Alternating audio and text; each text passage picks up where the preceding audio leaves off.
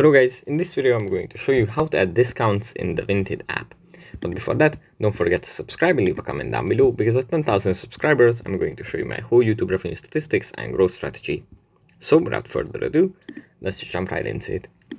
First, we have to open up the Vinted app. And here it opens up in the home menu, where we have some articles and some suggestions.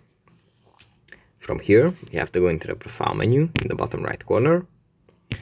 And then, this is how it opens up.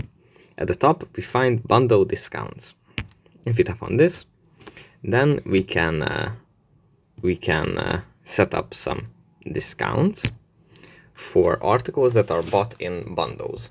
So for example, if we want to sell multiple pieces of clothing, we can create a bundle of items, and we can set a discount for this bundle. So if people buy these items together, they get a discount. So that's pretty much it for this video. Hope it was helpful for you guys, and I'll see you in the next one. Bye.